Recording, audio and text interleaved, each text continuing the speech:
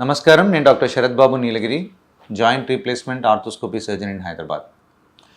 ఈరోజు ప్రధానంగా చాలామందిలో ఉండే ఒక డౌట్ ఏంటి అంటే, మనం ఆపరేషన్స్ తర్వాత ఫ్రాక్చర్స్ కోసం ఆపరేషన్స్ చేసినప్పుడు ప్లేట్లు కానీ రాడ్లు కానీ ఎన్ని రోజులు ఉంచుకోవాలి, అలా వదిలేయడం వల్ల ఏమైనా ఇబ్బంది ఉంటుందా, తీసేస్తే ఎన్ని రోజులకు తీసేసుకోవాలి అనేది ప్రధానంగా డిస్కస్ చేద్దాం.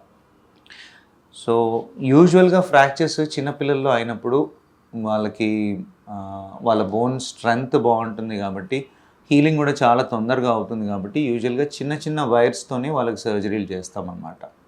జస్ట్ ఆ ఫ్రాక్చర్ని పొజిషన్లో ఉంచడానికి ఒక 3 వారాలు వైర్ పెట్టేసి వెంటనే ఆ వైర్లను తీసేయడం 3 వారాల తర్వాత జరుగుతుంది. అలాగా వయసు పెరిగిన కొద్దీ ఒకసారి గ్రోత్ ప్లేట్స్ అన్నీ యూనైట్ అయిపోయిన తర్వాత ఫ్రాక్చర్స్ ఎప్పుడైనా అయితే కనుక ఆ ఫ్రాక్చర్ని ఫిక్స్ చేయడానికి ప్లేట్స్ కానీ రాడ్స్ కానీ మనం యూజ్ చేస్తాం.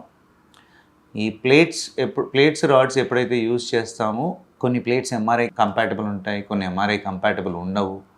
సో అది డిపెండ్స్. టైటానియం ప్లేట్స్ అయితే కనుక ఎంఆర్ఐ కంపాటబుల్ ఉంటాయి. సో ఈ ప్లేట్లు కానీ రాడ్లు కానీ ఎక్కువ రోజులు అలాగే వదిలేస్తే ఇబ్బంది చాలా పెరుగుతుంది. యూజువల్గా మనకి చేతులు అప్పర్ లింబ్ ఫ్రాక్చర్స్ అయినప్పుడు ప్లేట్ కానీ రాడ్ కానీ ఉన్నప్పుడు అది మ్యాక్సిమం ఎప్పుడు తీసేస్తామంటే 1 సంవత్సరం తర్వాత పేషెంట్స్కి మనం చెప్తాం అవి తీసేసుకోండి అని చెప్తాం. అదే ఒక 2-3 సంవత్సరాలు దాటింది, 4 సంవత్సరాలు దాటింది అనుకోండి, అవి తీయడానికి ఇబ్బంది చాలా పెరుగుతుందన్నమాట. స్క్రూస్ చుట్టూ బోన్ ఎక్కువగా ఫామ్ అయిపోవడము, కొన్ని స్క్రూస్ ఏంటంటే తీయడానికి చాలా ఇబ్బంది అయిపోయి బ్రేక్ అయిపోవడం 4-5 సంవత్సరాలు దాటితే. సో ఆ ప్లేట్ని మనం తీయడానికి చాలా ఇబ్బంది పడే అవకాశం ఉంటుందన్నమాట. అలాగే లోవర్ లింబ్ కాళ్ళలో సర్జరీ అయినప్పుడు ఏంటి అంటే 2 ఇయర్స్ తర్వాత తీసేసుకోమని చెప్తాం.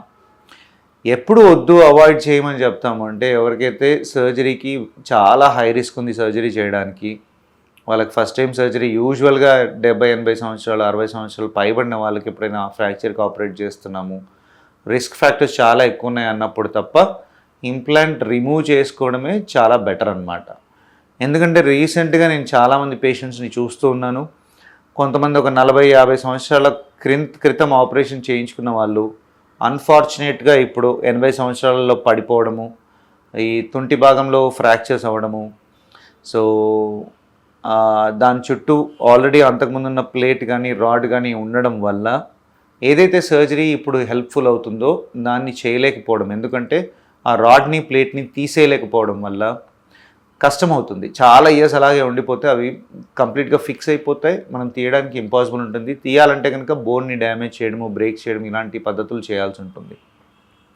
సో ఎలాంటి సర్జరీ అయితే వాళ్ళకి బెనిఫిట్ అవుతుందో అవి చేయలేకపోవడానికి ప్రధానంగా లోపల ఉండిపోయే రాడ్లు కానీ ప్లేట్లు కానీ రీజన్స్ అవుతాయి అన్నమాట.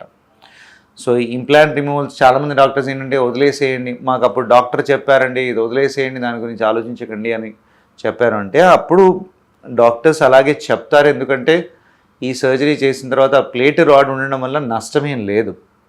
ఎప్పుడో ఒకసారి దానివల్ల ప్రాబ్లం మళ్ళీ పడ్డారనుకోండి, ప్లేట్ చుట్టూ డ్యామేజ్ పెరుగుతుంది, రాడ్ చుట్టూ డ్యామేజ్ పెరుగుతుంది, తీయడానికి ఇబ్బంది అనేది చాలా పెరుగుతుంది అన్నమాట. సో ఇంప్లాంట్ రిమూవల్ ఇదొక పెద్ద సర్జరీ లాగా ఆలోచించకుండా 2 సంవత్సరాలు కాలుకి సంబంధించిన ఫ్రాక్చర్స్ లాంటివి అయ్యి ప్లేట్ రాడ్ ఉంటే కనుక 2 సంవత్సరాల తర్వాత తీసేసుకోవడము, చేయికి సంబంధించినవి అయితే కనుక 1 సంవత్సరం తర్వాత తీసేసుకుంటే చాలా బెటర్. ఇంప్లాంట్ రిమూవల్ తర్వాత ఫస్ట్ టైం ఎలాగ మీకు ఫ్రాక్చర్ తర్వాత బరువు పెట్టకుండా ఉండడము, పని చేసుకోకుండా ఉండడము అవన్నీ ఉన్నాయో అవేమి ఉండవు. ఇంప్లాంట్ రిమూవల్ తర్వాత ఓన్లీ ఒక కుట్లు 10 రోజుల తర్వాత కలిసిపోతాయి. అవి 10 రోజుల వరకు కొన్ని రిస్ట్రిక్షన్స్ తప్ప ఆ తర్వాత రిస్ట్రిక్షన్స్ ఏమీ ఉండవు.